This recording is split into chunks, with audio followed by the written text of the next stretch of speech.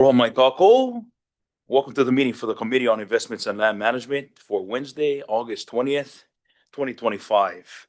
I'm your chairperson, Keone Souza. We have Vice Chair Waihe'e. All of you joining us. Can I get a roll call vote, please? Trustee Huna. Eu. Trustee Kaka. Eu. Trustee Kina. Aloha mai kako. Trustee Lapa. Trustee Galataria. Eu. Chair Kele. Present. Trustee Lindsay. Vice Chair Waihe'e. Present. Chair Souza. Eu. You have quorum. All right, mahalo. Now, joining the trustees today is Kapohana Stacy Ferreira, along with numerous support staff. I'm going to call on Kapohana to announce the administrative staff joining us here this afternoon. Mahalo Chair, Vice Chair, Trustees. Joining us today in the boardroom, we have Investment Director and Interim CFO Ryan Lee, General Counsel Everett Ota, Senior Director of Hawaiian Cultural Affairs Hailama Farden, Interim Director of Land Assets Lori Walker, Operations Manager Royce Campbell, Senior IT Systems Engineer and Administrator Kevin Chalk, and IT Systems Engineer and Administrator Kyle Saucier. Mahalo. All right, mahalo, Stacy. Now, this meeting can be viewed via live stream on OHA's website at www.oha.org/livestream. If you'd like to testify on any agenda item during the Zoom meeting, please raise your hand when the item is announced. When called upon, please unmute yourself. You'll be given the ability to turn your camera on during your testimony. Once you're finished, we ask that you mute your microphone. We're recording today's meeting for the sole purpose of producing written minutes, which will become the official record of this meeting. Now, public testimony should be limited to matters listed on the meeting agenda and will occur prior to any listed item's conclusion or vote. If you begin to address other issues not on today's meeting agenda, the ILM chair will call you out of order and direct you to limit your testimony to items listed on the agenda. Testifiers' mics will be unmuted when it is your turn to testify. If you're not audible, you'll be muted and the next testifier will be called. Oral testimony online will be limited to 5 minutes. Your mic will be automatically muted once you have completed your oral testimony or if the allotted time for the testimony expires. Please log off after testifying, otherwise the staff may be forced to remove you. All right, moving on to our first item of business, approval of minutes from the Committee on Investment and Land Management dated July 23rd, 2025. Do I have a motion? So moved, Mr. Chairman. All right, can I get a roll call vote? Any discussion? Anyone signed up to testify? No testifiers. All right, can I get a roll call vote? Trustee Huna. Aye. Trustee Kaka. Aye. Trustee Kina. Aye. Trustee Lapa. Trustee Galataria. Aye. Chair Kele. Aye. Trustee Lindsay. Vice Chair Waihe'e. Yes. Chair Souza. Aye. You have 9. All right, seeing no unfinished business, we're going to move on to new business. Members, we're going to get an informational briefing on the Iwilei master plan by Move Oahu Forward. Jennifer Sabas and Lance Wilhelm, I believe Stanford Carr is also here. Welcome, you guys. No testifiers for this item. And no testifiers for this item. Mahalo.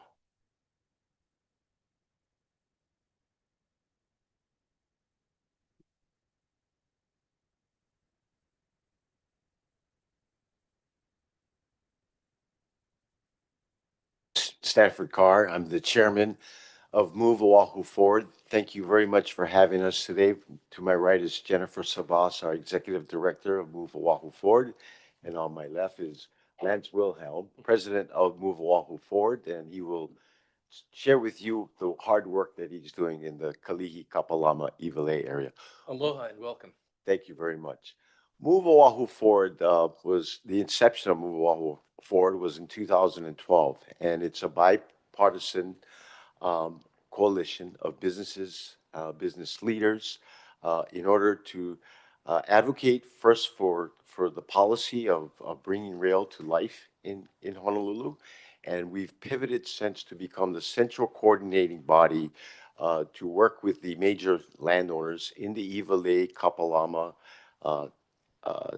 district, Kalihi district, in order to, what Lance will share with you, are DICE, our Dynamic Infrastructure Coordination Execution, basically to assess the capacity that's going to be needed in order to enable the city, OHA, Kamehameha Schools, Castle and Cook, and the state to develop more equitable transit-oriented communities. Last Wednesday, we had our second annual summit in Kalihi, engaging with the community, policy makers, planners, and I'm going to turn it over to Jennifer to have her share with you what that was all about. Thank you so much. Aloha, everybody, and thank you so much for having us. I'm going to run through just a few slides to provide like some level of context. We were actually joking. So Move Oahu Forward was formed in 2012 to do exactly what Stanford did, was to provide a nonprofit voice in support of rail. And so we joked with Bill Brennan. He probably was taking this picture at the time. It was a very, very long and arduous process. Next slide. So it's actually really hard to believe that we had been in existence for over a decade when the first segment was finally opened, right in 2023, as you can see on the slide.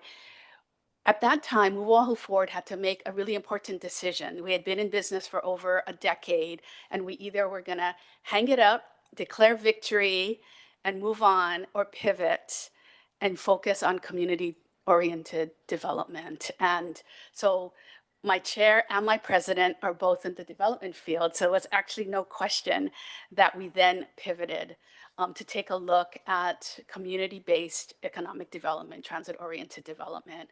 And lo and behold, the next segment is slated to open in just a couple months.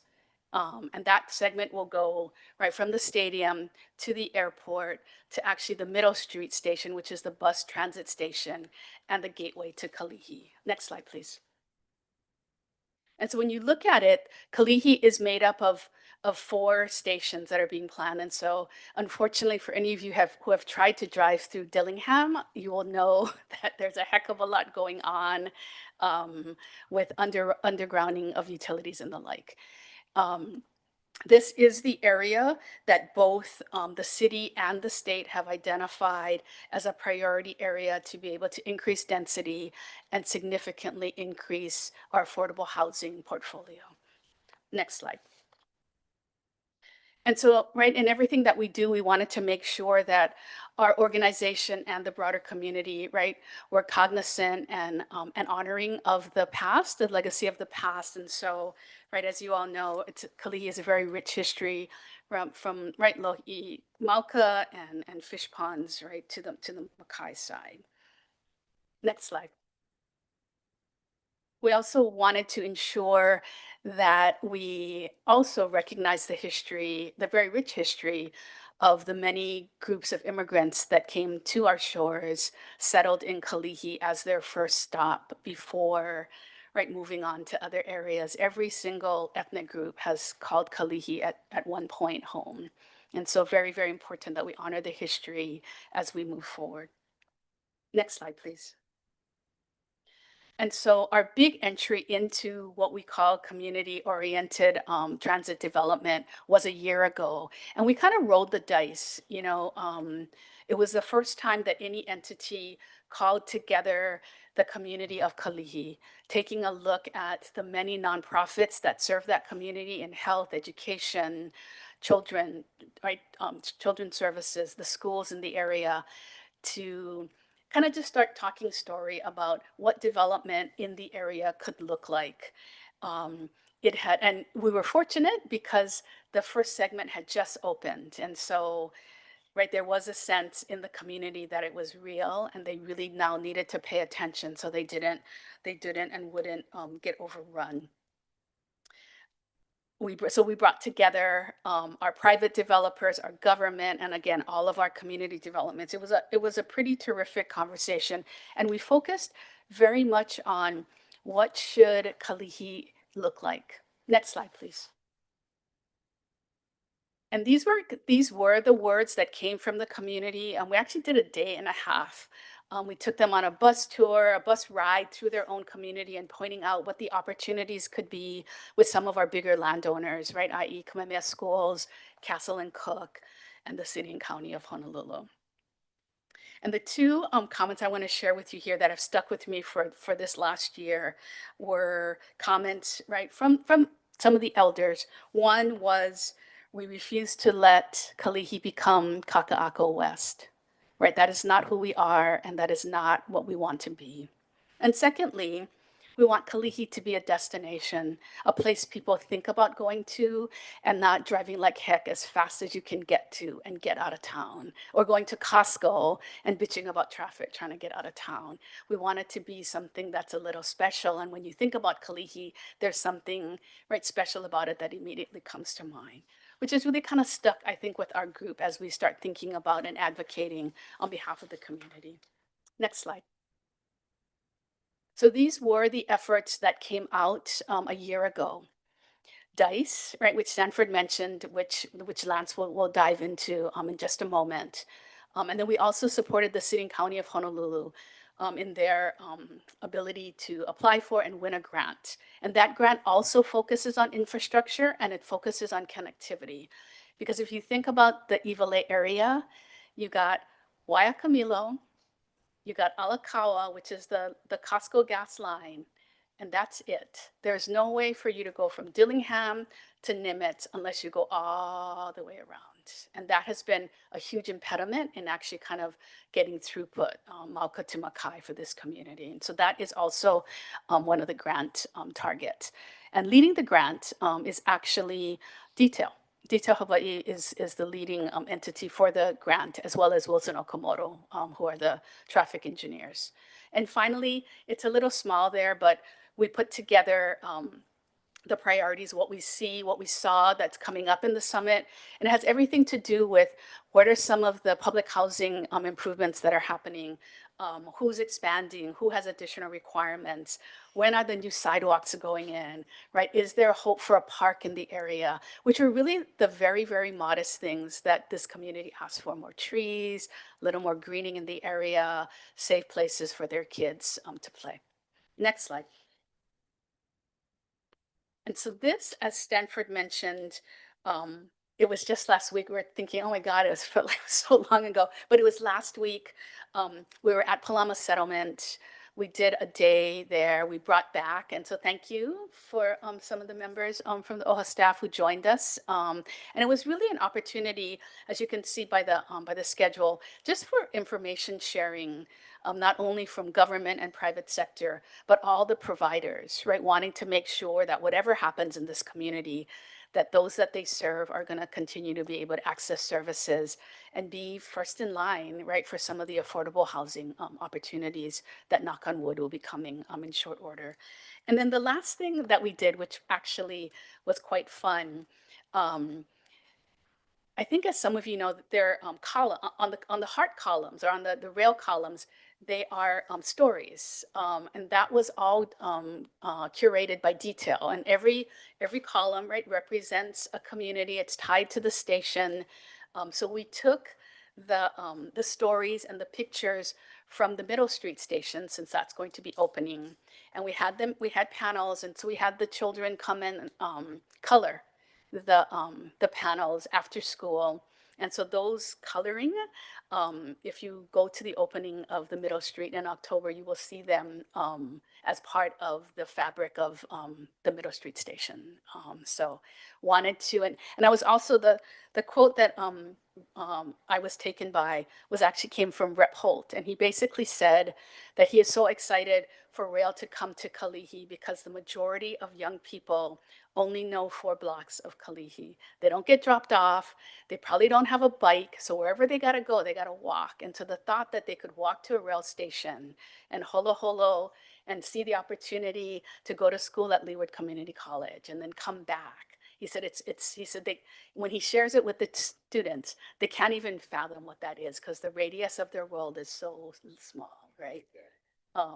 So I think that helped a lot of the government guys, who are so focused rightly on timelines and budgets, right? They were kind of able to lean back and hear the why, like why we do this, right? And so, so those are the things that we take with us as we kind of move forward. So I'm gonna now turn it over to Lance for the DICE presentation. Mahalo plenty.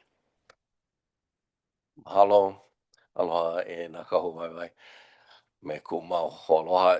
I have to be honest with you. I'm very uncomfortable sitting on this side of the table in front of all you important people. I was trustee long time, but someplace else, and I try.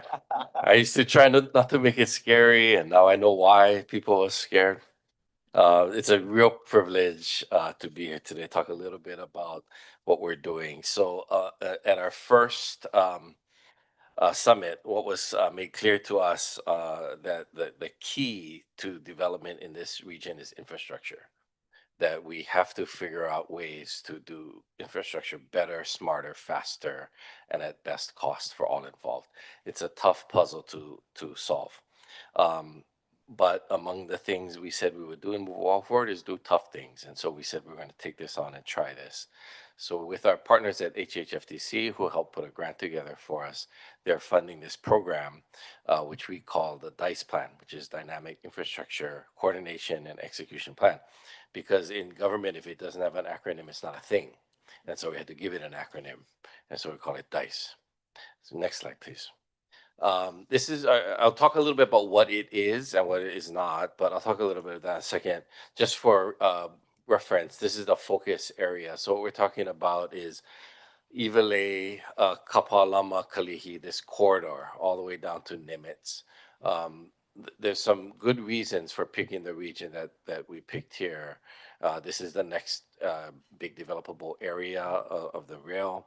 It's coming here very soon as the infrastructure gets done and the guideway gets laid.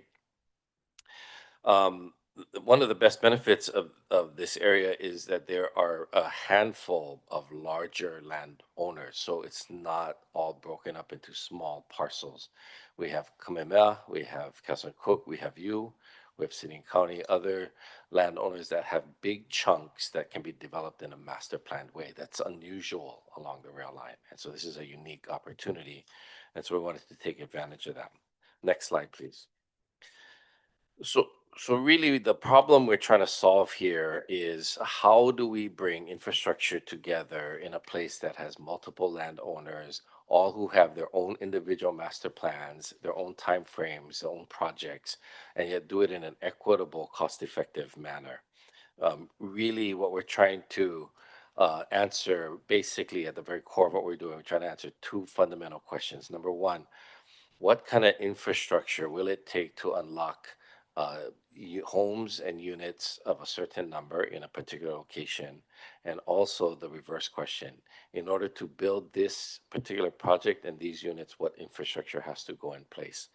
And those are fairly simple questions to ask, super difficult questions to answer, because infrastructure takes on so many different dimensions. We're talking about having to coordinate the activities of governmental agencies like ENV, BWS, and private sector like HECO and like the gas company and Oceanic Cable, and trying to make all of these things happen in the right sequence at the right time. And this is the challenge that we've agreed to take on through this program. Okay, next slide, please. So how does the DICE plan work? Well, the good thing about having a small number of large landowners is that you can put them all in a room smaller than this and have them talk to one another. That's unusual. That doesn't happen every place. And we've done that. We've had all the major landowners in my conference room all talking story about this, just people, not staffs, not emails, not resolutions, but just humans talking to humans, and that's unusual. So we engage. We're creating a framework. So working with our governmental friends at HHFTC and other agencies, we're creating a framework for getting the data put together, who needs what kind of infrastructure and where does it need to be. We're creating an inventory of all the various infrastructure projects. There are many infrastructure master plans in this region sitting and collecting dust on shelves or just created and being looked at, but not really being put into place. The trick here is that most infrastructure master plans describe the the finished condition. This is what the end state will look like when everything is built and all of infrastructure is in the ground. There is no plan to take us from where we are today to that point. And what the DICE plan attempts to do is to find a way to do that. What we want to avoid is a situation where whoever gets to go first gets to decide what that infrastructure is, where it goes, and how big it is. Because if you do that, surely what will happen is all the infrastructure will be undersized and short-served. So it won't get to where it needs to go with the right volume and capacity to serve everyone. So this plan attempts to solve that. We're linking various projects with the infrastructure requirements that they have. We're prioritizing these in terms of the speed and who has the schedule to move forward first. And then we're coordinating and activating the various parties to come together. And that's what we're doing right now. Next slide, please. Our work product at the end of the day is in service to HHFDC's contract. We have a task order agreement, which means we have to do 4 series of things. The first we just completed, which is a general inventory and an agreed upon vocabulary of what we mean by infrastructure. Even just getting that done so that everybody, all the private sector developers, the technical people, the engineers, the agencies, and the service providers, just having them on the same sheet of music using the same vocabulary, that's tough enough. But we've done that now.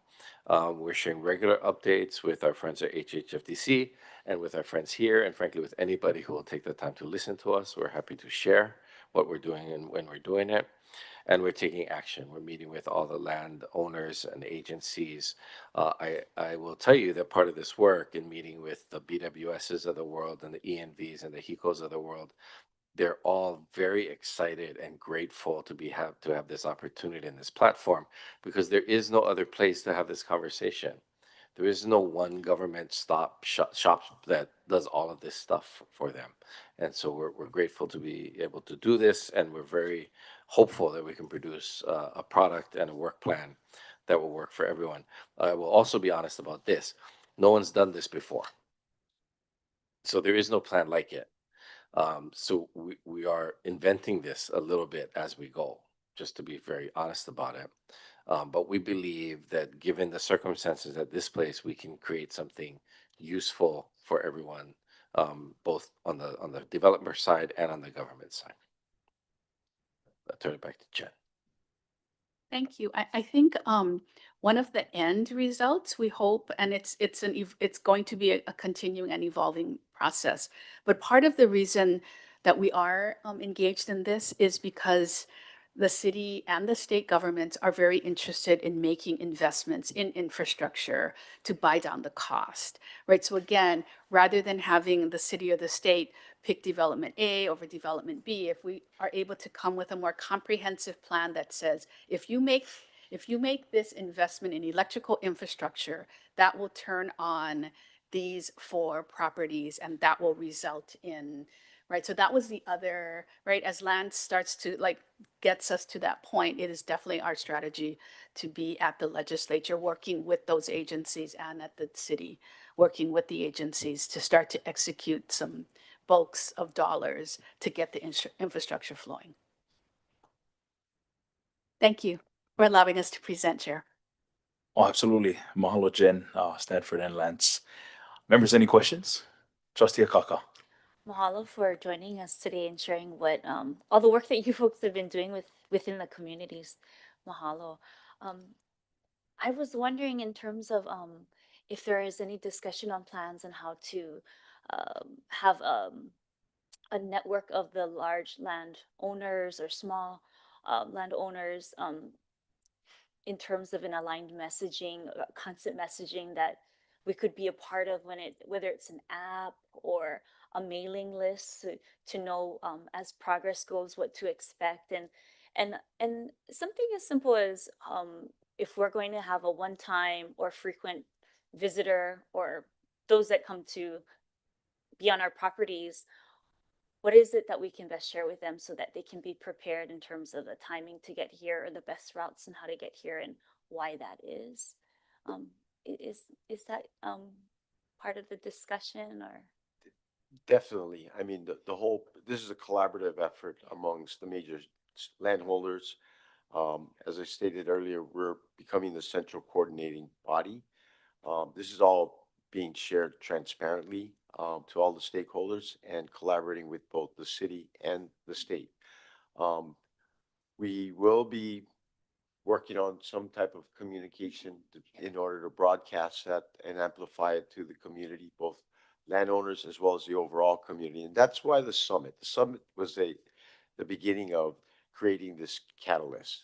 And this was our second annual summit held at uh, Palama Settlement. Last year was at Honolulu Community College. So we're growing. Like Lance said, we haven't done this before. No one's done this before, but it's truly a public-private collaboration to work together because, you know, it'll take a village to build this, you know? Because from my perspective, I think about our locals here, and then I also think about our locals that traverse from neighbor islands, and then those that are coming to visit. So if there could be an app or some kind of real time data to work off of, and I'm thinking of it was shared with me, I think by a council member, Tyler Dos Santos Tam, in terms of the bus, where you can see in real time when it's to be expected to arrive, and those certain key information so that people know, okay, maybe right now it's congested, so maybe we avoid that, or there's certain best times to visit because of construction work time. Right. Yeah. There's, I would say a couple of things. One, so Move Off Forward did provide this kind of background information, infrastructure and updates while we did previous sections. So the good news is this we did it before as we came through the Waipahu Pro City area. And Move Off Forward really was sort of that voice that helped communicate the current conditions with the business community and also advocate for the business community in those areas because there's so many businesses along the rail line who you couldn't get in a driveway, right? Because it was so bad. I was a contractor at the time. We were good, but the other guys maybe not so good. But so Move Forward did promotional events for businesses. We held bus routes. We provided written information, and so we have some practice at this because we did it in previous neighborhoods. So there's that piece. And then in terms of keeping up on some of the development activity, our advocacy for infrastructure, et cetera, um, you know, Stacy and Oha's already on our key participant list. And so as we reach out and talk to the developers in this region, we don't have those conversations where Oha's not a party to it. So rest assured as trustees that, you know, we understand the important place that you hold, and your development plans may not be as immediate or near term as say some of Kamehameha's plans are a little bit more ripe at the moment, but that you have ambition for the future of your lands and your land holdings here is something we're quite aware of. And we want to make sure as we think about infrastructure that one of the risks of being later in the schedule is that somebody used up all the water or right no sewer capacity or right. So we want to make sure that your voice is there at the table. Um, so I want to give you comfort that we are very aware of your land holdings here, that your and of your interest in development going forward, so that we'll keep you in the loop as we continue to work forward. We can work really easily. So it would be like, as it relates to bus routes and all of that, we'll work in concert with HART and DTS. Thank you. Malo Trustee Akaka. Trustee Aquino. Thank you, Chair Souza. Appreciate the opportunity. And Jennifer and Lance and Stanford, mahalo so much for coming down here. Appreciate what you're doing. It sounds very exciting. I love the way, Jennifer, you use the word engagement, bringing parties together. And that's what I want to ask a little bit about. You're bringing such diverse parties together who have different interests in many ways, but we are exercising kokua. What kind of synergy do you see the project having with the Office of Hawaiian Affairs? As you mentioned, Lance, you're aware of our land holdings here, but we are more than just a landholder. We're also representatives of a stakeholdership of the Native Hawaiian people across the entire island, and the needs that transit-oriented development and projects around the rail stations will address are the needs of the Native Hawaiians for housing, affordable housing, a better lifestyle, access to transportation, as you mentioned, to going to university at Leeward and so forth. So we're at the very beginning of crystallizing our vision and our plans. So that means we're flexible. There's the opportunity to work with all that you're bringing together. What do you see as areas of synergy where we can develop what OHA needs to develop in concert with what the rest of the community is doing? Go ahead. Yeah, I appreciate that. Thank you. Um, I geek out a little bit on development, right? So I think in terms of very practical stuff. So I don't mean to disparage the work that you do here. I understand maybe more than most how important the work of OHA is to the broader community and what it represents. So I appreciate that. We also talk a lot about that. Stafford and I do both because of the work we do. We talk about units and trying to get, unit counts and fixture counts and very practical things. The reality is these are homes and these are futures for our people and the people we serve. So we appreciate that as well. I think of this kind of work, and let me just put a little wrinkle on some of the challenge, right? The Castle and Cooks, Kamehameha, OHA, all the land, city and county, all the landholders have a common goal of making Hawaii a better place. So for that, we share something important. But let's not pretend that there aren't markets to serve and dollars to make and dollars to spend. And so in some important ways, these landowners are also competitors for a limited market. So the challenge is, how do we collaborate in a room of competitors? Right? Not an easy task. I think for myself, I think of it in two ways. We give and we take. We kokua and we take, right? So in the giving, and we come together and we share each other's plans to the greatest extent we can so that everybody understands what we're trying to accomplish. But you can't share everything because sitting across the table might be somebody trying to sell a unit to the same customer. So you have to be careful. But in being there, we're also sharing with future developers. Here are some of the challenges that we're facing going forward. What are yours? And that we can, because when we go to a legislator and we say we could use $60 million for this sewer infrastructure, we go together because it's for all of us. And that power is so much more powerful than any one landowner going alone and saying, for my project, I want this. And so the hui can do more than an individual can do when we come together. And that's what we're trying to accomplish. So it's in some many ways easier said than done. But if there's a place that we can do it, it's here, right, in this region, because of the number of people that you have great leadership, and the other organizations have great leadership. They know each other. That's important. They generally like each other, which is rare. And they're civil with one another. So we sit in a room and we can talk like human beings. That's not every day, and that's not every place. That's this place. I think part of it's a Hawaii thing. It's a very Hawaii thing. And so I'm trying to make sure we take advantage of that and we don't lose that. And that's what we hope to share, particularly because you're newer into this role. Like, you're, as you say, your ideas of what this could be are still beginning to formulate. If we can help shape that by showing you what is happening in the broader community, if that's beneficial to you, then let us do that. So I'm excited. I mean, in 5 years, when rail continues on through from Middle Street through Kalihi, Kapalama, Iwilei, through Chinatown to Kaka'ako, and there's enough money now to take it up to Halikawila and South Street at Keoho Place, which we developed with Kamehameha Schools 10 years ago. But I mean, we we've traveled across the country attending different rail conferences. Jennifer, it used to be called Railvolution. It's now called Impact.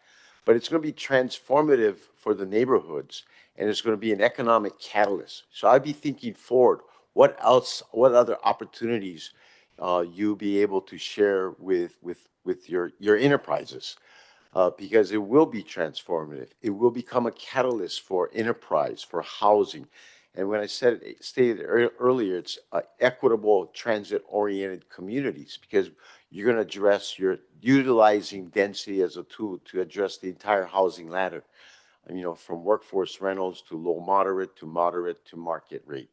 But also to have these the neighborhood amenities, you know, along the transit nodes that provides entrepreneurial enterprise opportunities.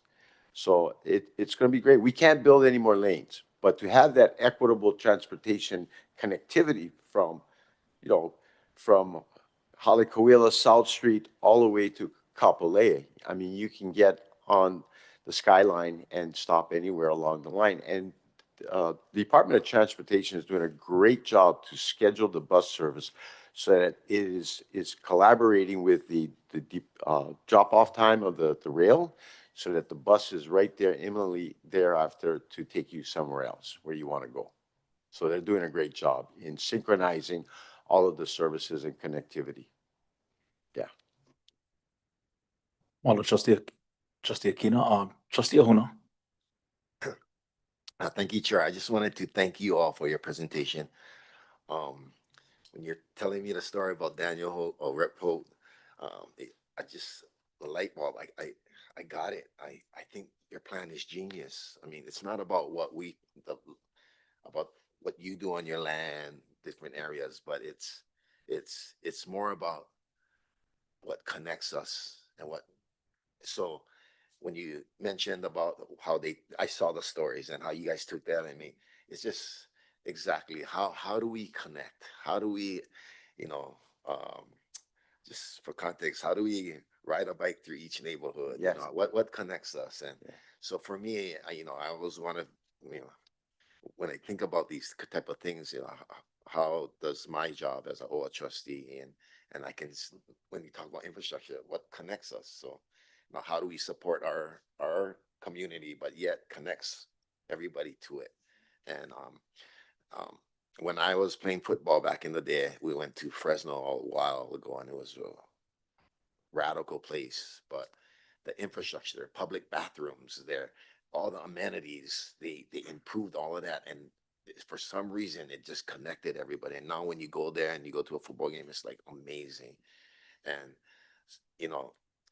it was just, for me, it was great to hear about puzzles and what connects is those edges, when we put it together. So let's talk to our landowners. For us, we got to improve our infrastructure, and we should be thinking about how to connect.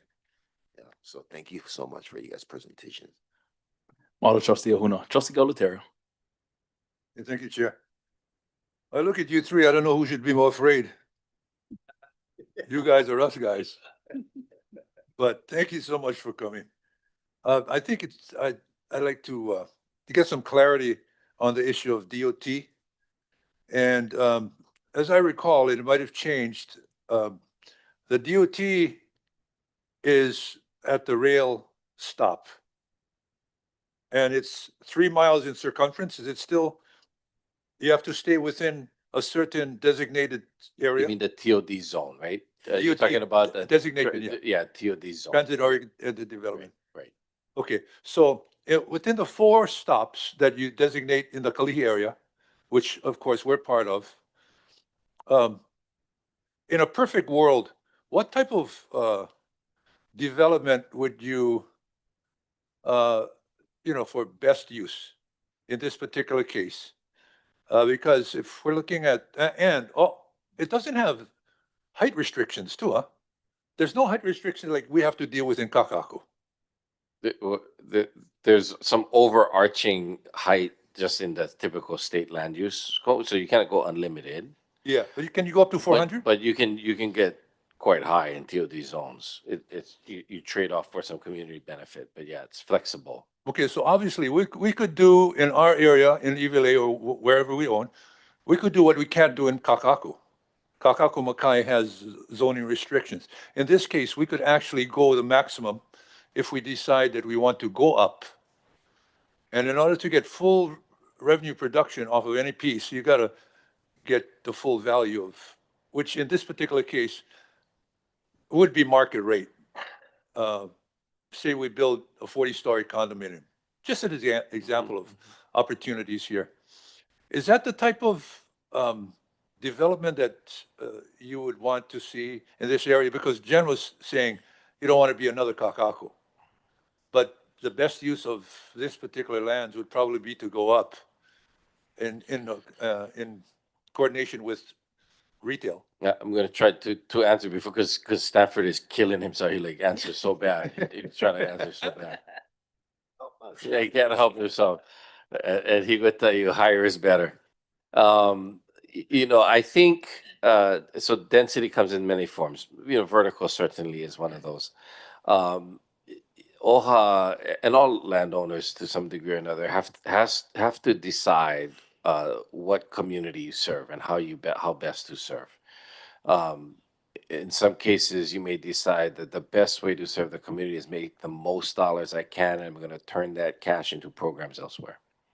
In some places, you might decide that the best impact I can make is to make affordable housing so that the community, I can serve them more directly, because that's the people who can afford these kinds of units. These are decisions that you all as leaders have to make, that are tough decisions to make. I would not want to, I'll be very honest, I do not want to live in a community where the only thing people care about is making the most money. I don't want to live in that kind of community, and frankly, I don't think that's the richest kind of community to live in. I think you need a variety of kinds of units, because it brings a diversity of population and gives you a richer environment in which to grow up.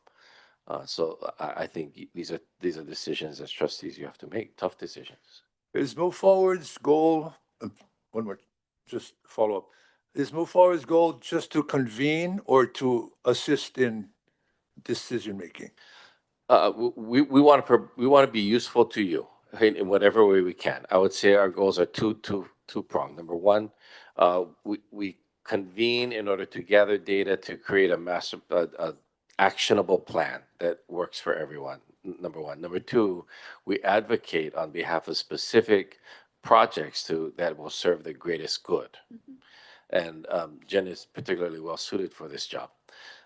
When we see, as we lay out the fabric of this community and the various projects and the kinds of infrastructure that constrains those projects, we believe that what we'll see are some low-hanging fruit areas where a particular investment will make the biggest bang for a variety of landowners and create the most number of homes going forward. When that happens, then we will advocate for that particular piece of infrastructure. The reality is, if the state doesn't pay for the infrastructure improvement and the developers pay, then the customer pays, which means the people who buy the units pay. And so we need to have some participation from government in order to bring down the cost of housing so we can be more affordable for the people we serve. Yeah, I think the one other thing, trustee, is like to be in the TOD zone, right? There are requirements on the number of affordable units, right? So you can't go, if you're going to go max, and right, he can say it much more eloquently, if you're going to go to the max, there are requirements that there be sufficient affordable units because you are benefiting, right?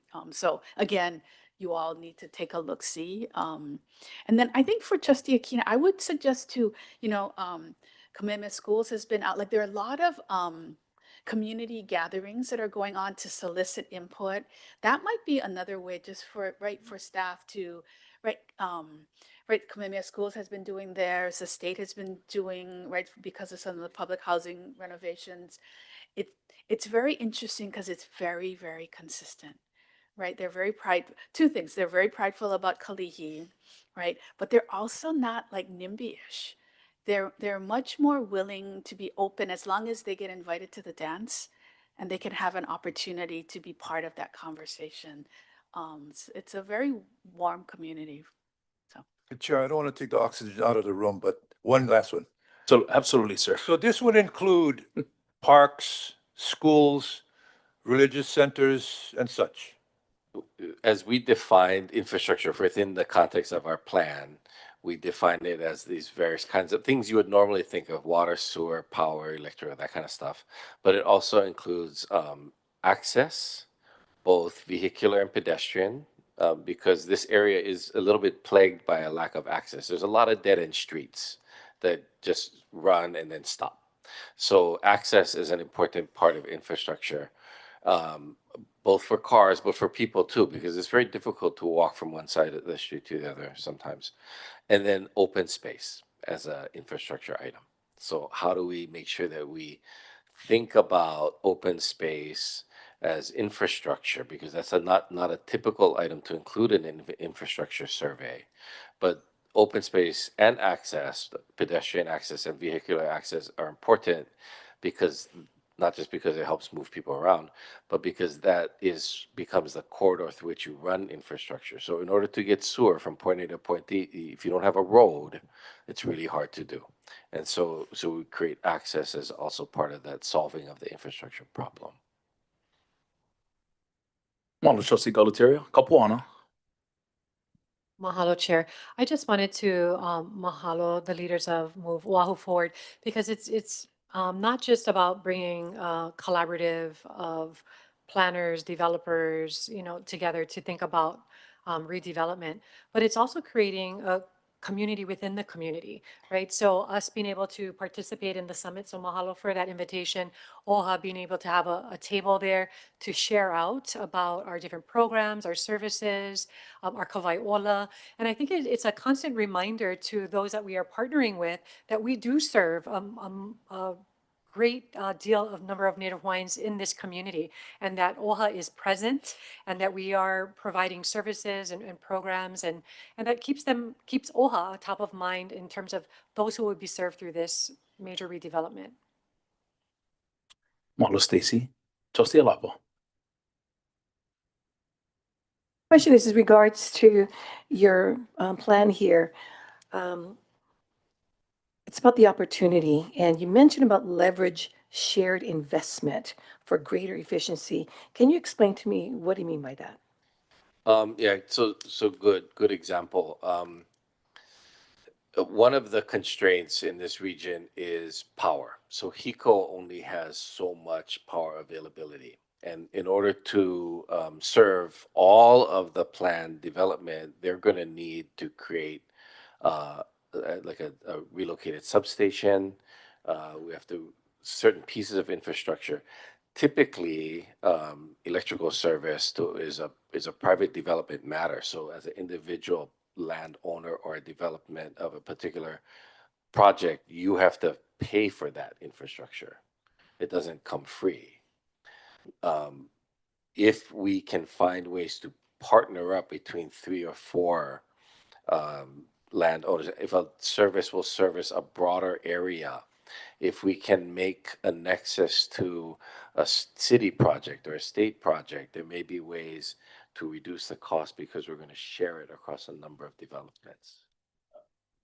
I'll give you an example. In order to continue building within the Kaka'ako district up to South Street and Mauka of Ala Moana Boulevard, right now there isn't sufficient capacity to build or serve the buildings that are planned to be built. And so a 36 kV duct line has to be installed from the Kewalo substation down through Queen Street, down to Kamakei, to Ala Moana Boulevard, and then picked up further down Ala Moana Boulevard, just past Ward Avenue, brought up to Cook Street and Oahe, and continue on to Pohukaina Street and Keawe Street. That is a $36 million endeavor, and not one particular landowner or parcel can bear the costs to install that duct line. So it's a collaboration of Howard Hughes, the state of Hawaii, and Kamehameha Schools.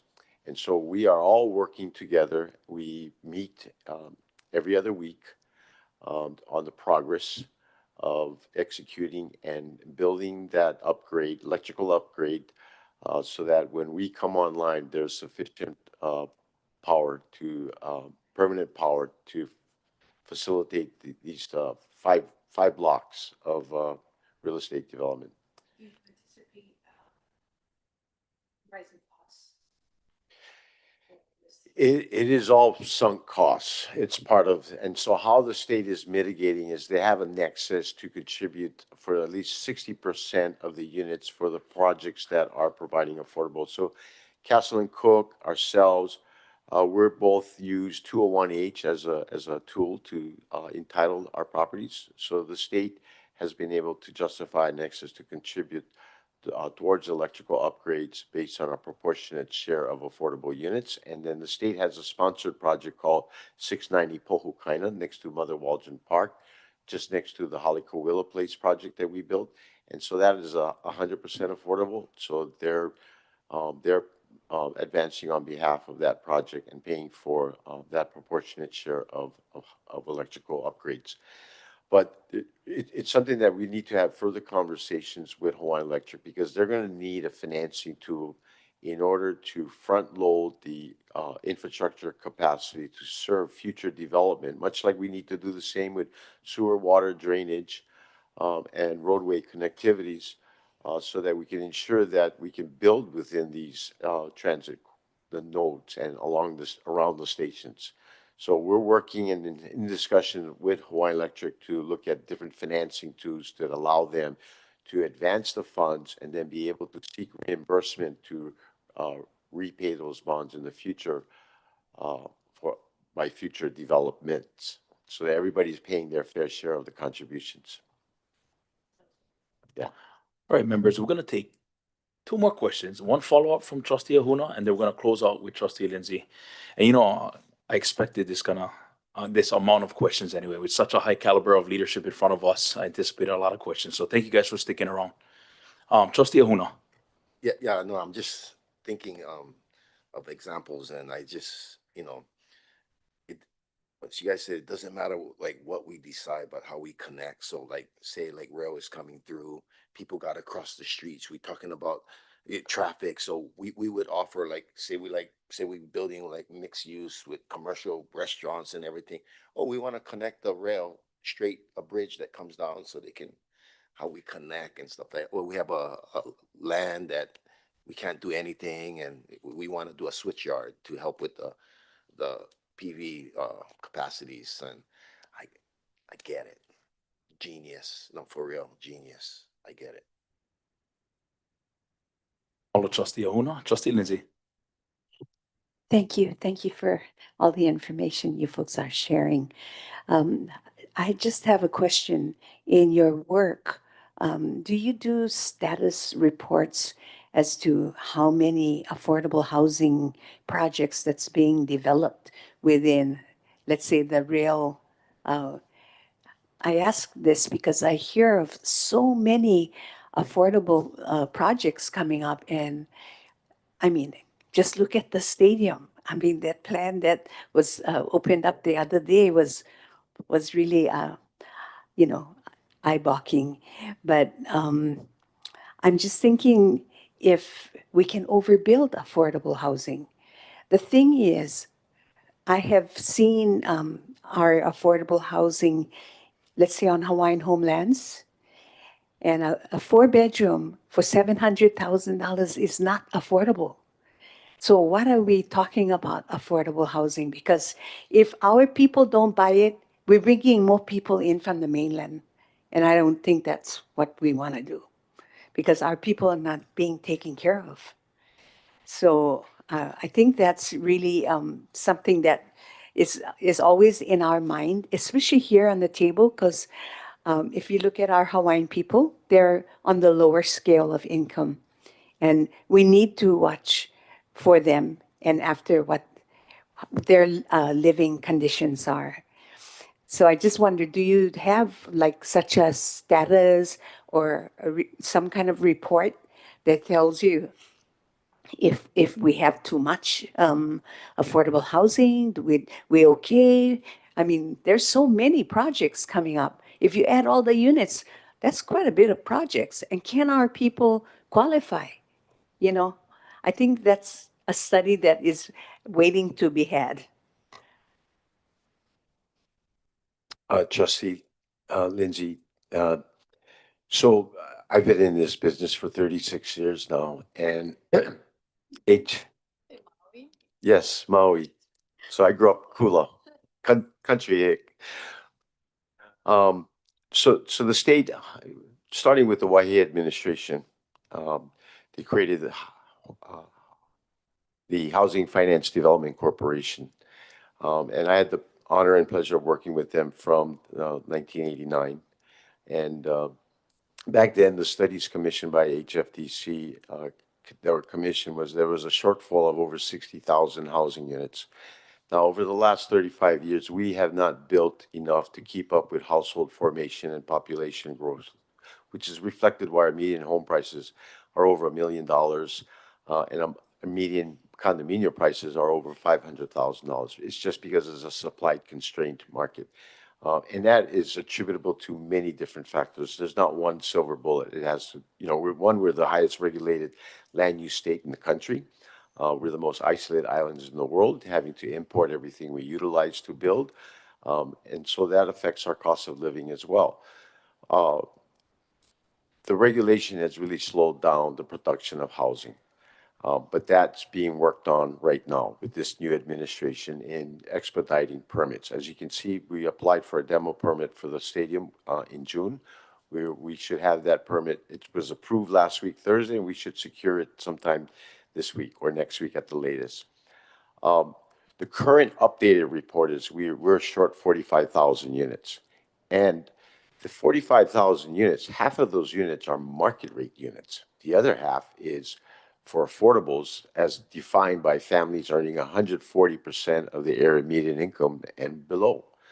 And the only way we're going to mitigate the costs, the medium costs of housing, price of housing, is to produce more. It's a supply constrained market. We have to use density as a tool in order to reach a higher percentage of affordability and deeper affordability, to amortize land costs, infrastructure costs over more units. And all our local people need is that opportunity to have that opportunity to just buy that first unit and have the benefit of home ownership with mortgage rate interest deductions to build equity so that they can move up the housing ladder. And that's what we need to do. Mahalo, Trustee Lindsay. Mahalo, you guys, for coming. I think we kind of stress partnerships today, how important it is for us to be involved as well. Moving Oahu forward together. Because like Lance said, we all kind of like each other. So looking forward to a briefing in the future and updating OHA and see how we can. Thank you very much. Mahalo, you guys. Thank you so much. Aloha. All right, members.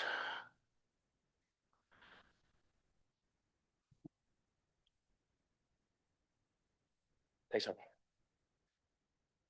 Okay, we're going to move on. And it has been requested, members, that we take items D and C out of order to accommodate presenters. Asking for unanimous consent to take those matters out of order. Is there any objection? Okay, there being none, we'll proceed with item D, then item C, and then item B. So this time I'm going to call up Laurie Walker, but before that, I'm going to ask if there's any testifiers on this item. No testifiers. Okay, and Laurie's going to come up, and I believe we have another presenter. Oh, hold on. We're going to get an update on oulu Kele o Puna, Forest Legacy Inflation Reduction Act grant funding to expand Kele o Puna stewardship. TMK 12010, 001, and 12008, 016. Aloha.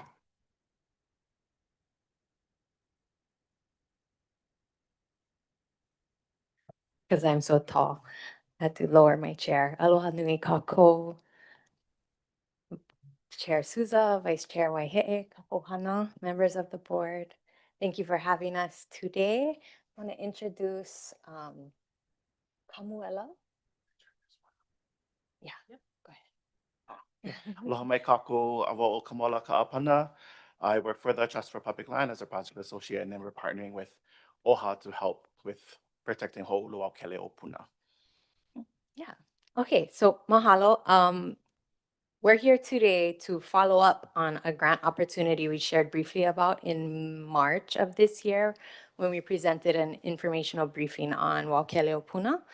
Oulu Kele, Puna is a project that proposes generally to increase the footprint and stewardship of our existing Kele, Puna footprint by 1,980 acres of adjacent agricultural land for various reasons, which I will discuss shortly.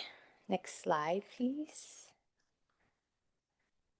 In partnership with DLNR, Trust for Public Lands, and Forest Legacy Program, OHA submitted an application for Forest Legacy Program Inflation Reduction Act funding in May of this year and received the announcement in July that Oulu Kele, Puna was ranked second out of 10 projects selected for funding and 25 applications submitted overall across the U.S., totaling $202 million. Our project was selected for $6,170,000 of funding. Mahalo to our partners. And so I just want to remind briefly this board of some context on our existing Kele, Puna footprint. It is 25,856 acres of conservation land in Puna on Hawaii Island.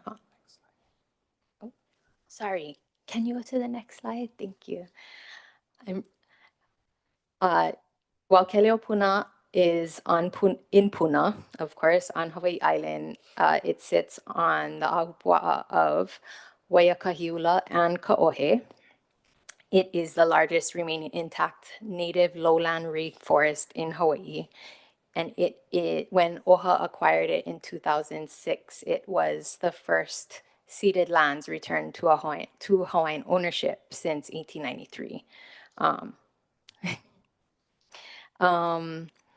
And the activities that we do for stewardship at the property achieve the objectives of protection and reestablishment of native species and habitats, invasive species management, and community engagement and education. Because of the highest degree of conservation zoning on this property, there are some limitations, as well as its remote geographic location. Like I said, the zoning is Conservation District Protective Subzone, so that's the highest restricted conservation zone. And that limits the programming that we can do and a lot of the activities that we can do on the site. And like I said, it's highly remote and landlocked. And so the access is restricted. We currently have 2 points of access through an easement and an ROE with DLNR. Next slide, please. And so with our operations, forest management operations contractor, we've been talking for a while about how we can address these limitations. And so we keep our eye open for opportunities. There have been different properties adjacent to this footprint that have come on the market. And it just so happened 2 such properties recently came up on the market and in time with this grant opportunity with the Forest Legacy Program. And so together with DLNR, Forest Legacy, and Trust for Public Lands, we've been developing a grant application. We had for a year been developing a grant application to apply for funding to acquire these properties that would support the limitations. I have there's a map in the packet. These slides are just for presentation purposes, but your packet has a lot of the information, and then the next slide has a map to show you kind of the relative location. And so these adjacent lands would support addressing these limitations. Specifically, we, in 2012, I believe, this board approved a comprehensive management plan that was developed in partnership with the Akuka Kuka, a community advisory group that helped to inform the development of how we would manage our property. Because of the limited zoning restrictions and access,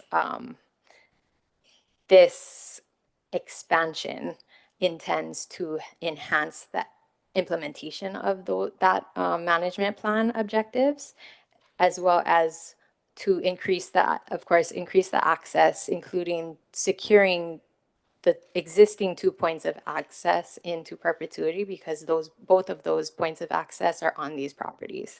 And so we wouldn't have to, should someone purchase these properties, we're not guaranteed access through those easements and rights of entry. And then enhances our access as well for operation activities and education for our communities. And then it would also help us expand our footprint of natural and, of course, cultural resources protected and stewarded. To the right of this slide, you'll see a picture. That yellow line is the boundary between one of the properties in question, or that we're considering, and then a rock quarry. And so you can see there formerly was a cinder cone that now has been leveled and entirely depleted of its material. And right next to it on the other side of that boundary line is a pu'u on the property that we are trying to acquire. The likelihood that this would be sold and leveled is high if we don't. And so this is one of the priorities that we are trying to address by expanding this footprint. Volcanic cinder cones and lava tubes are refuge for rare native species. And so not just the land itself, but the ecosystems that it houses. And then, of course, it would also enhance programming on these, as they are ag lands, to support opportunities for place-based education, economic development, and food sovereignty. Next slide. Is it? Oh, previous slide.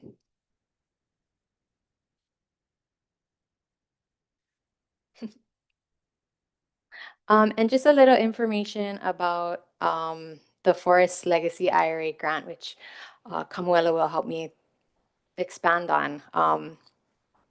That image to the left, inside of the orange boundary, that is our current property. It's almost 26,000 acres. And then down to the bottom right corner in the yellow boundaries are the 2 parcels that we're looking at.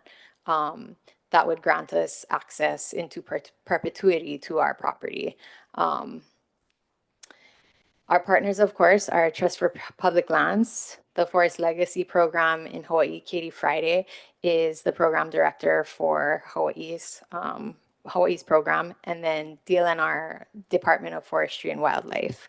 The application, of course, was submitted in May for $6.1 million. This is the purchase price as well as due diligence, which Trust for Public Lands would be supporting leadership of. And then we'd be acquiring approximately 1,980 acres of ag land that's directly adjacent to our property. And then in the application process, we got letters of support from different members of the community. We have a Ahakaya Oulu, that is a network of community members and experts, National Park Service, Hawaii Volcanoes, DLNR DOFA, of course, DHHL also submitted a letter, Sierra Club of Hawaii, several Hawaii County officials and federal delegates also supported this application. And so there's a lot of community support behind it. And anything to add on that? Okay. And then next slide, next steps.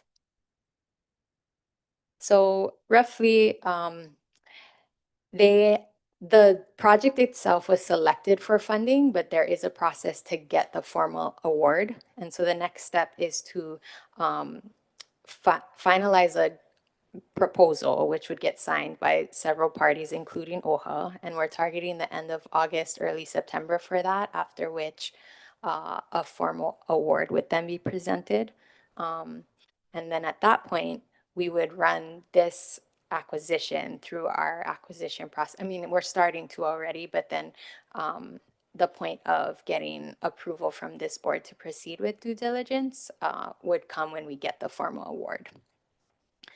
And then again, TPL is supporting leadership of that, Trust for Public Lands, and then part of that due diligence will also be developing an operational budget so we understand what the annual costs as well would be once we acquire it. We'll then provide regular updates throughout the due diligence process to this board, and then present a recommendation to proceed with the purchase or not. And then Kamuela, you want to add? Yeah, and just in case you guys aren't familiar with the Trust for Public Lands, we are a national land conservation nonprofit dedicated to protecting land for people. We have been in Hawaii since the late 1970s, and since then we have protected over 77,000 acres of aina on around 54 special wahipana across the Pai'aina, Hawaii. And then just letting you guys, just really mahalo to OHA because you guys have supported TPL in the past with helping you guys protect Waimea Valley, Pu'uko'a, Kukani Loko, as well as the original Wao Kele o Puna. And so just really mahalo to OHA for all their support. But what TPL does is we play that role as a project manager. We will technically become the buyer in the transaction. We'll handle the negotiations with the landowners. We help raise the funding needed to the purchase. We'll help do the due diligence. And when it's time to close, we actually request the landowner to deed the land directly to OHA. And so TPL is never really in the chain of title. We're just there to be that facilitator and that project manager to make sure everything, all the steps move forward. We come with this level of conservation real estate expertise. And so that's what we kind of do. And then once it happens, we back off and then let the aina and you guys do what you guys gotta do.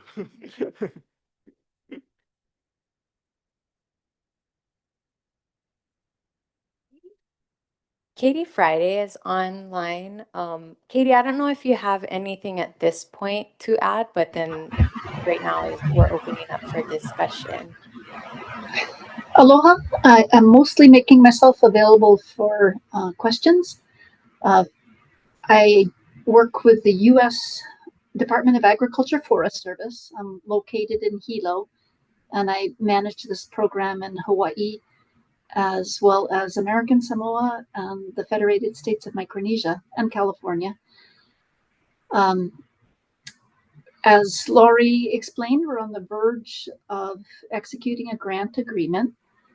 The only signatories to that agreement would be the Forest Service and OHA. The land, OHA is eligible as a semi-autonomous state agency.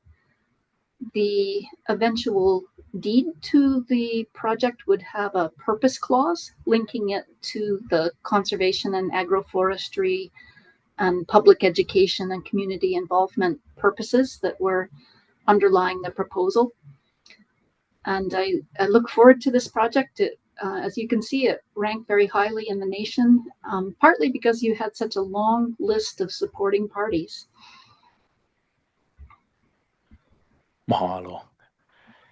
And thank you guys for presenting, Laurie and Mr. Kaupana.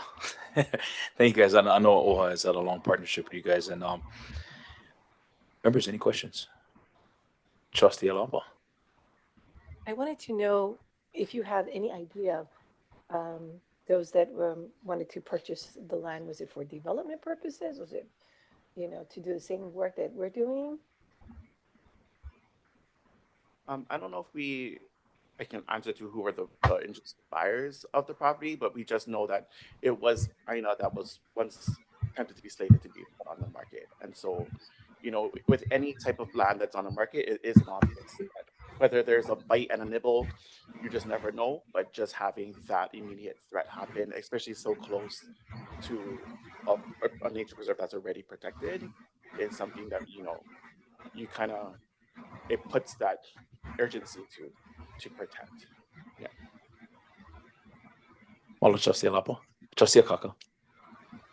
Thank you folks for sharing on this, and Malo for all the work that you're doing with us as well. My question, similar to what Trustee Alapo was touching on, I was wondering the reason and entity or group, or is it a family that is looking to sell? Why are they looking to sell, and how long have they had that land with them? And in my concern, thinking about what you're sharing about the cinder cone, is it where the understanding is quite possibly a business could use it for construction purposes, etc.? I am familiar with some of the ongoings of what have happened through the decades and some of the concerns from the community throughout the years with that, and then we're left to drive by certain areas and see what is left of that area. So if you could please touch on those points, and then also seeing the location of the area, it being Puna and ever growing Aina there, ever changing, and seeing Kalapanan there, the Hawaii National Volcano Park there. I wanted to know too if we have like any plans in place should there be flows coming our way. I can probably just speak more towards the landowner situation. So yeah, like we mentioned, there are two different parcels that are up. The larger parcel is owned by the Olsen Trust. Uncle Ed Olsen recently passed a few years ago, and so the trusts are doing what they need to do, and what Uncle Ed kind of stated within his will and how his lands are being treated. And I think that's one of the reasons why, this Aina is on the market. We haven't really been in contact with the smaller parcel, the smaller tiny parcel. And I think you guys have that relationship with that. Yes, so it's an adjacent landowner. He is a rancher. We have a relationship with him because the access to his property is we share it with him, and so there's been a relationship there since we've been operating on the property, and there's opportunity to reforest that land and just develop agroforestry, economic development, food sovereignty. There's just a lot of enhanced opportunity that we can't explore on our footprint currently, but primarily that guarantees us access on one of two existing access points that we have to our 26,000 acres. Lava. The flow, yeah. So I will preface that we are currently updating SOPs, but they're in the management plan and existing SOPs that we have. We do address risk mitigation, inclusive of evacuation plans.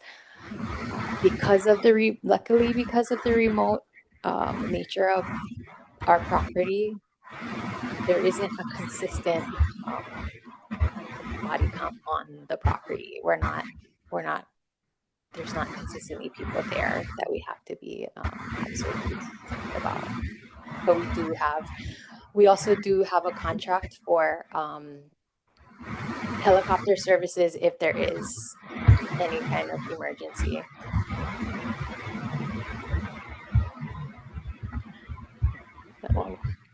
Trustee Huna. You're speaking about the what is that called? The mining. So can I see that picture? Because I think we was on the wrong slide when you're talking about that. there's a picture of the mine or whatever and the cinder cone with the, so can we go back? I just wanted to see that. You can see it, that's why, and I guess we went on to the next slide, the one before this one. There. Is that the cinder, is that the pool right there too? Wow. That is the impact cinder cone, the pool, and then to the right is aftermath. That's a rock quarry, that's the business, right? Well, yeah, well, I don't think we can go up there. Might get dirty. All right. Oh, yeah.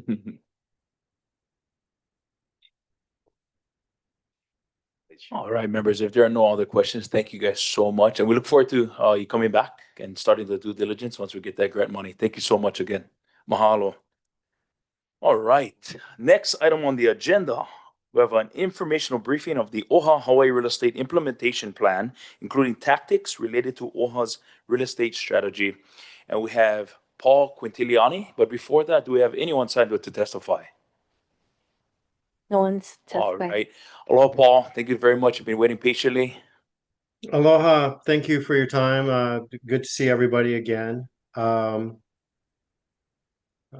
Maybe we can get through this relatively quickly, but go to the agenda slide, next slide.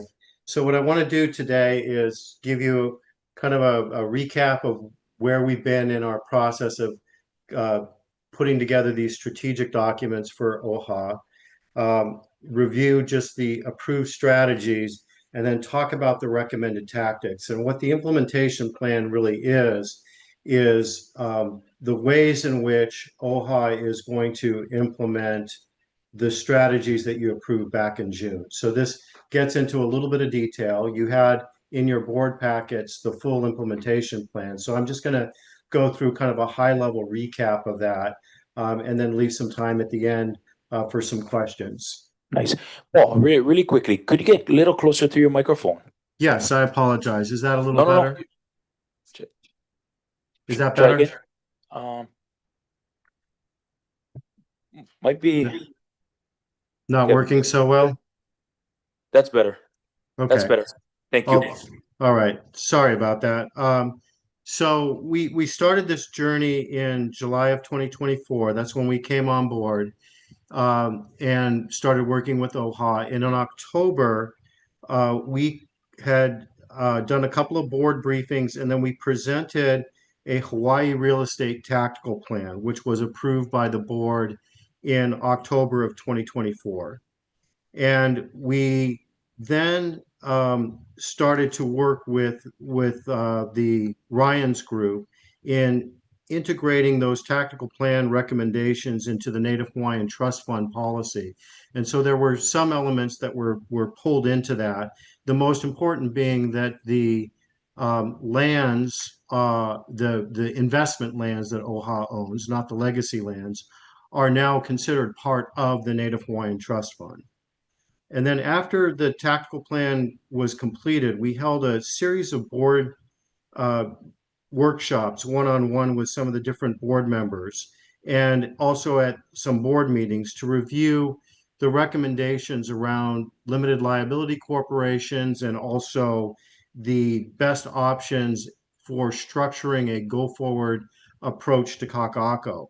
And those conversations went on for a period of time.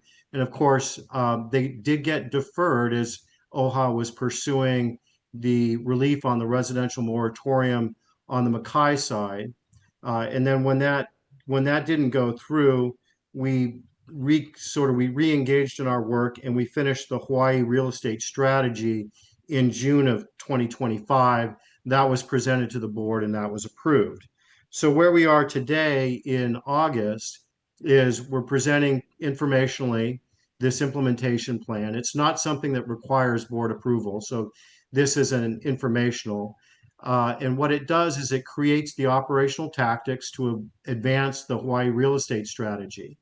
And the entire intent of this is to align tactics with board approved strategies. That's really where we want to get, make sure that there's full alignment with the organization. Once we complete this, and you'll see there's going to be a series of interim steps, but ultimately we're going to get to a business model which creates the people, processes, technology, and financial discipline to align with strategy, and that'll ultimately roll out some additional policies and procedures. And we're working on all of that concurrently. It's been going on for the last several months. So as we get through this implementation plan, these last set of activities should come to resolution. We hope earlier, but certainly by the end of November, we think we'll be done with all of this work. Next slide. So in June, when you approved the Hawaii real estate strategy, there were 4 strategies that were approved for investment lands. One was to increase financial returns. And we'll talk about the tactics again in a second. The second was to improve performance management and reporting. And the third is to reduce concentration and operational risk in the investment portfolio. And the last strategy that was approved was to look for opportunities to generate non-financial outcomes that are aligned with the strategic plan. So that was what was approved for the investment lands.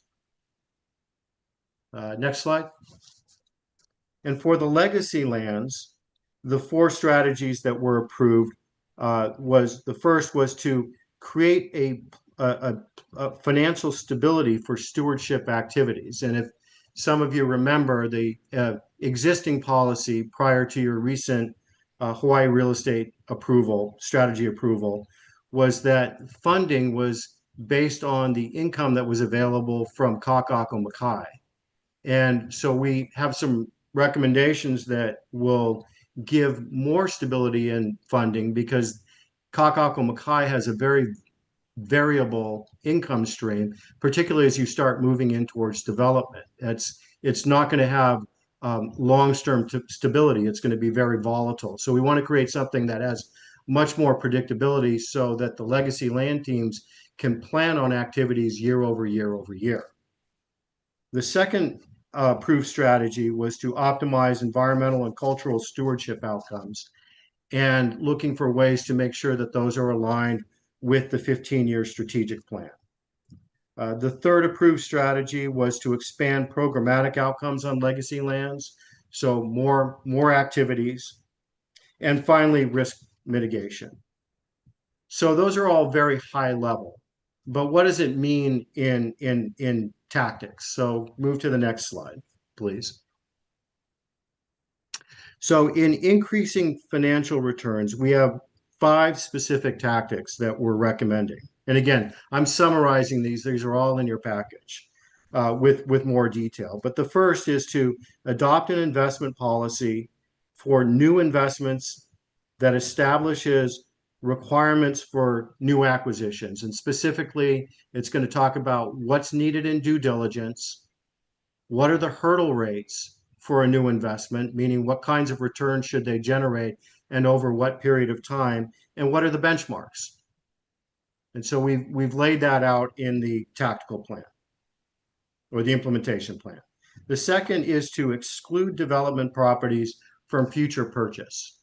And that's a tactic that over time you may want to amend, but right now the bandwidth of the organization, the structure of the organization doesn't really lend itself to vertical development by OHA.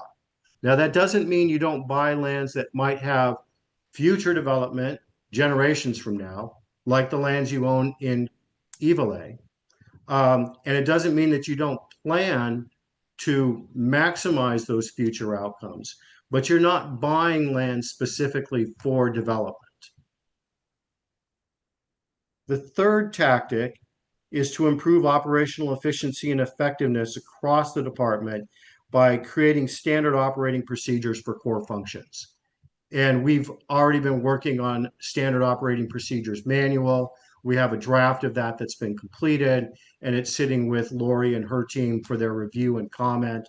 And we should be able to finalize that in the next 30 days.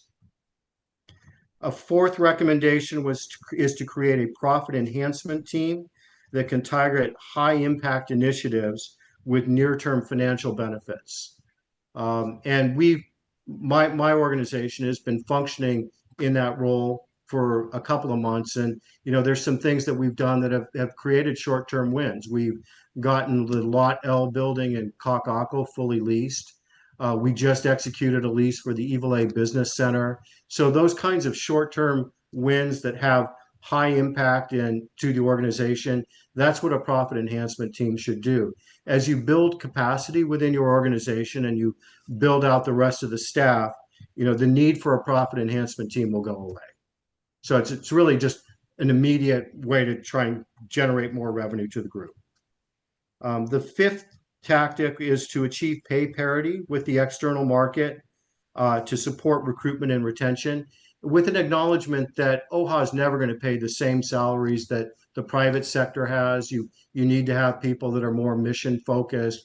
You are a state agency, but you want to get as close as possible so that you can get the right talent pool and retain that talent pool over time to execute on your plans. And lastly is to unlock value in Kaka'ako. And we'll talk about that in more detail later.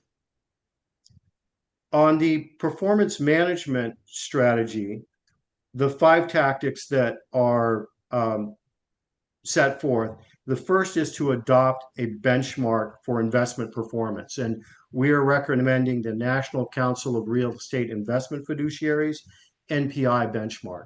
And this will make sure that over a duration of time, that you can measure whether your investment lands are meeting, exceeding, or underperforming that benchmark. And the MPI benchmark is the most common benchmark used for investment real estate. So it's the right benchmark. The second tactic is to select and report upon additional performance metrics for the portfolio. So things like growth in NOI, year-over-year cash flow, occupancy, accounts receivable, a whole bunch of different metrics that should be used and should be reported on regularly across the portfolio. All of those things are non-existent currently. So what we want to do is start to compile those, create a new performance report so that you as a board and Stacy and her leadership team can understand how well the portfolio is performing on these other metrics. And those metrics, if they're performing well, should mean that you're exceeding the MPI benchmark, which is your real overall benchmark. We are including the investment lands within the Native Hawaiian Trust Fund. We're going to redesign quarterly reports. And over the next 12 months, we're going to create asset plans for each property that OHA owns within the portfolio. And those asset plans give you kind of a 5-year look on what you want to do and what you want to accomplish and sets forth those goals. And then when we look at staff evaluations and staff measurements, we want to make sure that there is an ability to track their performance against the goals that are in the asset plan. On the next slide, please. On the reducing risk, the first tactic is, and this is in the strategic plan for real estate, is that the asset allocation to investment real estate will not exceed 20% of the Native Hawaiian Trust Fund. So we're putting a bumper on how much investment real estate OHA should own. Over time, the board may choose to increase that or decrease that, but that's the current threshold right now is 20%. And where we are currently, I believe, is around 13%. So you're below that threshold. A second recommendation is to shift vertical development risk in Kaka'ako Makai to third parties through a sale, joint venture, or ground lease. So while OHA is functioning as a master planner / master developer, the vertical risk, the vertical construction risk, should be shifted to parties who do vertical development. We have recommended that each asset be held in a separate LLC to isolate financial loss to the amount invested in that asset. We've talked about this before. We'll talk about it at the end of this meeting because I know that that's not a consensus view today. We want to enhance the training of staff. We want to create an environmental risk management plan for Kaka'ako. We know that that area is not environmentally pristine. And to date, we have a draft environmental hazard management plan that's been prepared. It's been reviewed by staff, and it is ready for submission to the Department of Health. And once that Department of Health approves that, that will become the management plan for environmental conditions at the property. We also need to develop a bulkhead retention and renovation plan for Kaka'ako Makai. And there's some work that's already been started in that area.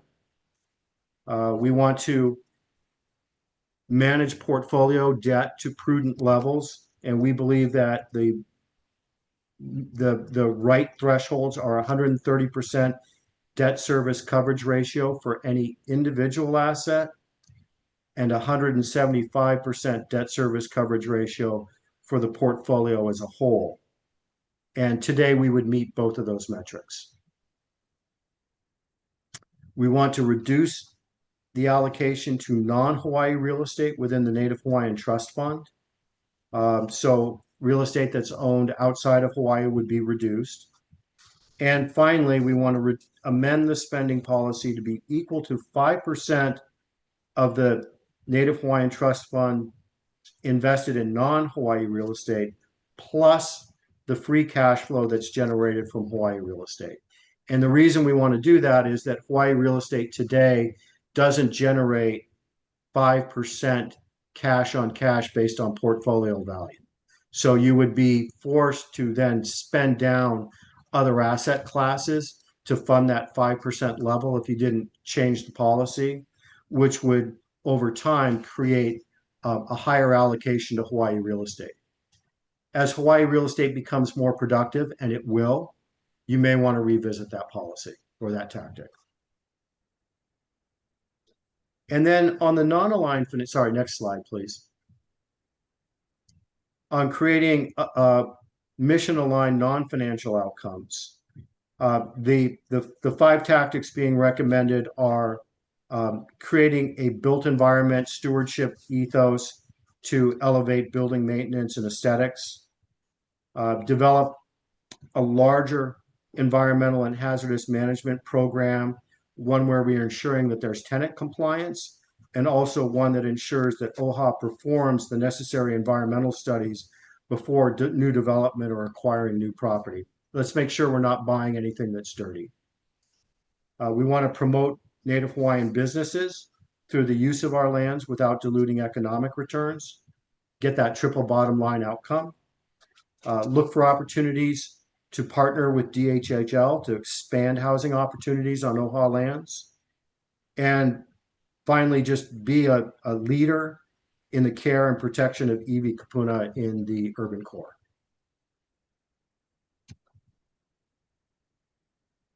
Next slide, please. For the legacy lands, the first goal was to, or strategy was to achieve long-term financial stability.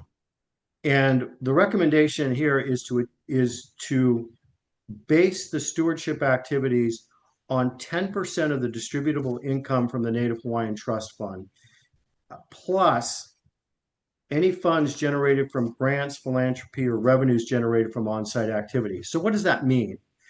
Last year, the Native Hawaiian Trust Fund, based on its value,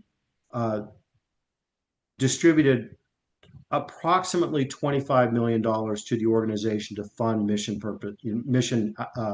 programs. So that would mean that up to 2.5 million would be allocated of that 25 million to legacy land activities. And then any other funds that can be procured through Lori and her team would be in addition to that amount. So they're incented now to expand programming by seeking donations, seeking grants, finding appropriate on-site opportunities to generate revenue. And as you heard today, I mean, they just got a $6 million grant for expansion of Waikele Puna. That $6 million wouldn't be credited against that 10%. That's in addition to the 10%. The second tactic is to create a revenue enhancement group responsible for expanding grant funding and donations. Third is to look for more collaborations with other organizations who can contribute financial and non-financial resources to supplement your commitments and expand the outcomes. And those partnerships exist today, and it's just looking for more opportunity to expand those and just do more with more resources coming from partners. Identify opportunities to develop revenue opportunities that are appropriate from on-site activities. And then if there are lands that are not producing high environmental or cultural outcomes or mission-aligned outcomes, look to sell or transfer those legacy lands. Because if they're not generating the benefits you're looking for relative to the cost, probably should look for somebody else to steward those lands.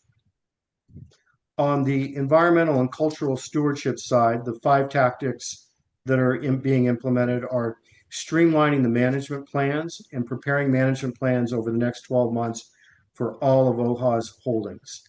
There are management plans in place for some of the lands, or temporary management plans for some of the lands, but they're about 200 pages. And so we want to bring them down to a manageable size so that it creates very clear goals and outcomes, and the other information that's in those plans with regard to the cultural sites or the history of the lands, things that are important, can get captured in other ways, but aren't necessarily part of the land plan, which becomes sort of your daily workbook in terms of what you want to accomplish. What are your goals? What do you want to accomplish?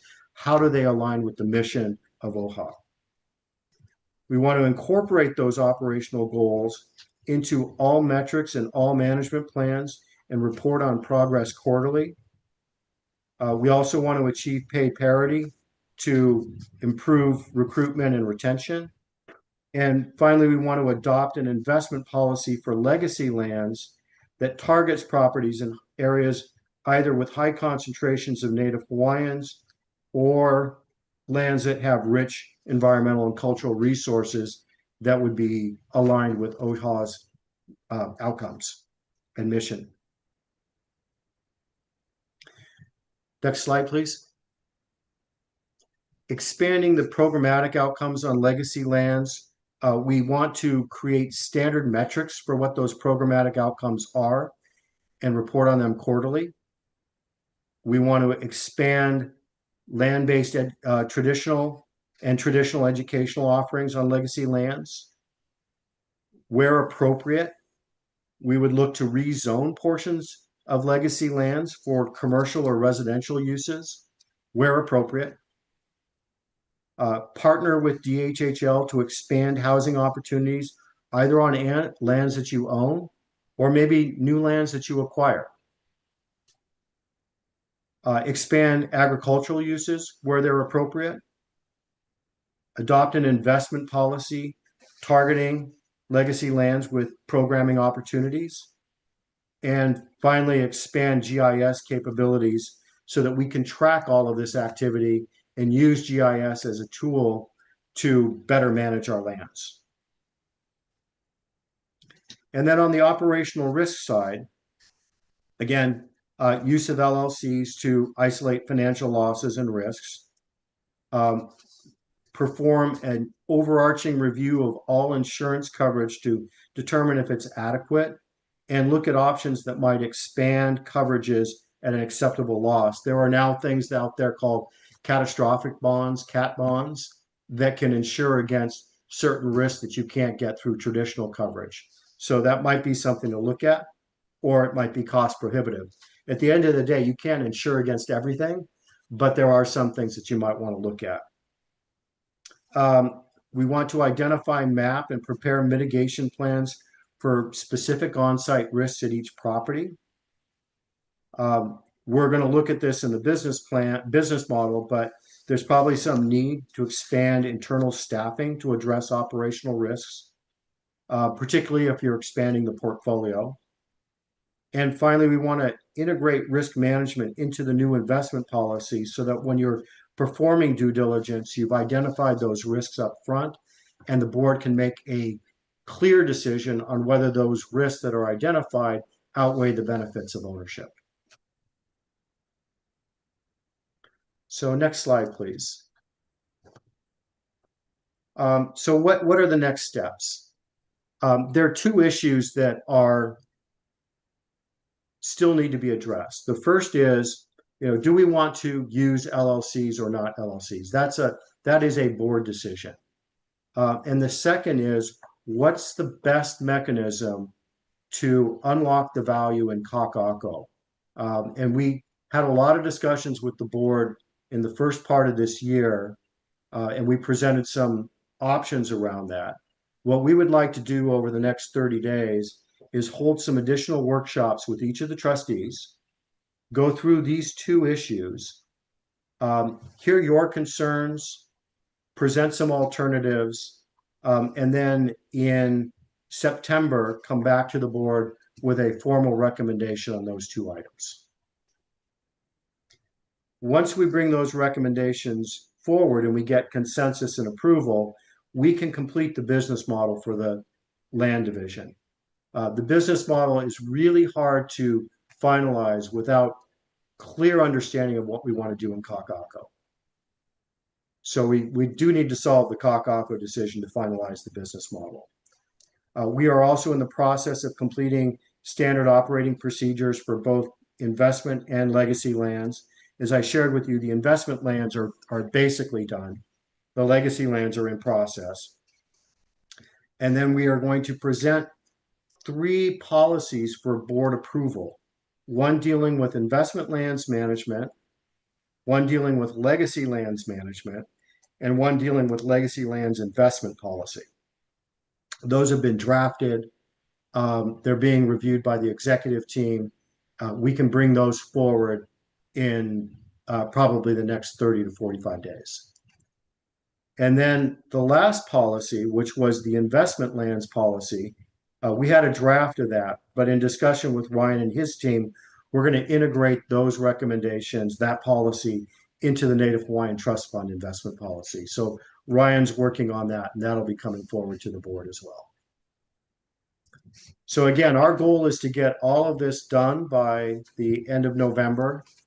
And that will take care of the bulk of the work that we've been tasked to do, and also address the balance of the comments that came from the state auditor. And with that, I will stop, and I know you guys probably have questions.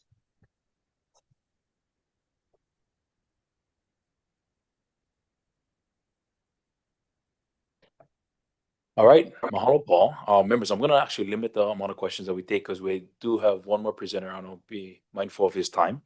Trustee Aquino. Thank you for the presentation, Paul. Paul, I understand the importance, of course, of Kaka'ako and the related LLC issue.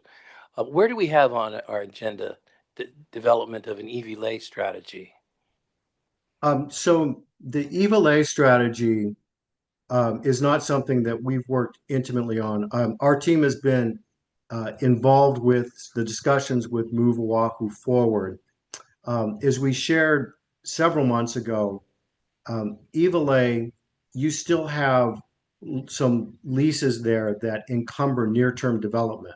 So the planning with Iwilei gets more real once it's understood, when and how those leases might expire. And that particularly affects Harbor Shop, where some tenants have as much as like 30 years of potential remaining lease term left. But the planning efforts to ensure that you have infrastructure, which coincides with the discussion you had with Lance and Stanford and Jennifer earlier today, we have been involved with that to make sure that the infrastructure gets sized for whatever your eventual development needs would be. Well, I do appreciate the delay we have in terms of the leases issue. But it sounds, especially from listening to Move Hawaii Forward or Move Oahu Forward, that we've got a lot going on, and maybe the sooner we start talking about it, what we want to do, the better. Okay. Well, Trustee Aquino, members, any other questions? Trustee Wade. Well, thank you. For the, I guess it was revenue outcome tactics, when do we intend to implement those? Because some of them we can probably do already. So increase the financial returns for the investment lands? I don't, well, there was a whole bunch. Yeah, I guess, yeah, that, it was that category. Yeah, I mean, most of them were, when we complete the standard operating procedures, which are in draft, I mean, that'll be done, excluding development properties from purchase. I mean, that's already kind of, been adopted. The investment policy is going to be presented to you guys relatively soon. The profit enhancement team we've been operating in that process. The biggest one that isn't been resolved is the approach to kaka'ako going forward. That's the one that's taking the most time to resolve, Trustee. Okay. Mahalo, Paul. Mahalo, Trustee Wade. Trustee Alapo. Aloha, Paul.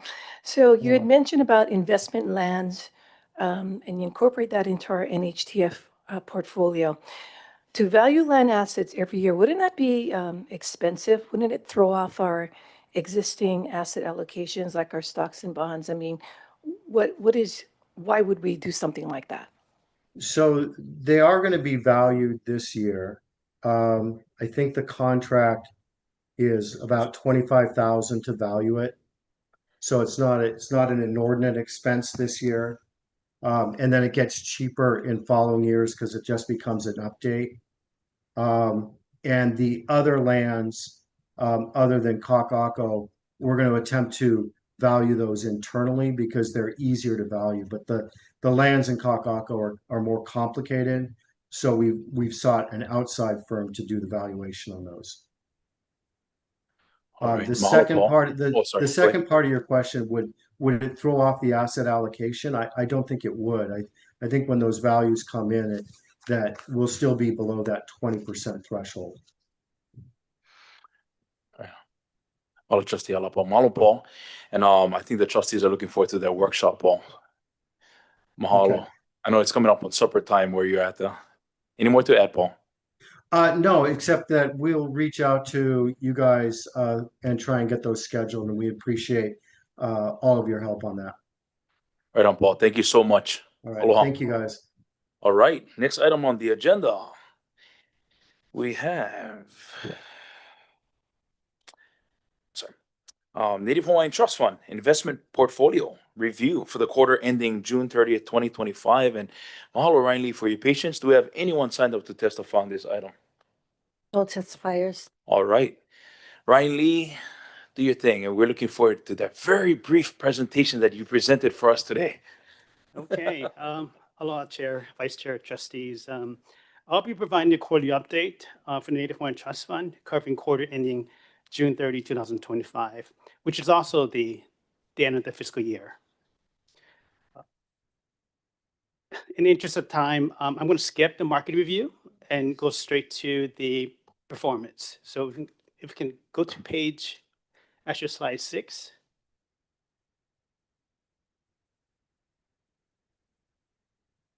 Perfect. Okay, so this slide highlights the Native Hawaiian Trust Fund performance. For the quarter, it returned 6.7%. Global equities, private equity posted gains, but trailed the benchmarks, while real assets, fixed income, diversifying strategies outperform, adding value. For the fiscal year, the trust delivered 10.7% return, growing assets to shy of $630 million. This is after meeting OHA spending obligations. So despite underperforming the policy benchmark, it was a strong absolute return in that sense that it supported current spendings while also preserving the long-term purchasing power. So looking forward, or looking ahead, we're working on the asset allocation policy, asset allocation study, working on the private market commitments, and selective managed additions will further strengthen the portfolio and position it for further growth. Next slide. So this slide highlights the asset allocation as of the June 30th. So basically what it shows is that we remain within policy ranges and it's aligned with the strategic targets. And just as a reminder, the board approved a short-term and a long-term targets effective back in January 2025. So the short-term provides the flexibility as we're trying to rebuild the private markets portfolio, which is currently 11%, and we want to get it to 19%. The long-term targets have to reflect the fully implemented portfolio that's designed to support OHA's ongoing spending objectives over the long term. I'm going to pause and end it here and address any questions. Members, any questions? All right. Seeing none. Thank you, Ryan. Welcome. Appreciate you, sir. All right, members. The next item on the agenda is adjournment, and the chair motions to adjourn. Any discussion? Can we get a roll call vote, please? Trustee Huna, Yes. Trustee Akaka, Trustee Akina, Aye. Trustee Alapa, Trustee Galutario left, Trustee Kele, I think left, Trustee Lindsay, Vice Chair Wahe, Yes. Chair Souza. Aye. Okay, you're adjourned. Meeting is adjourned. Mahalo, members.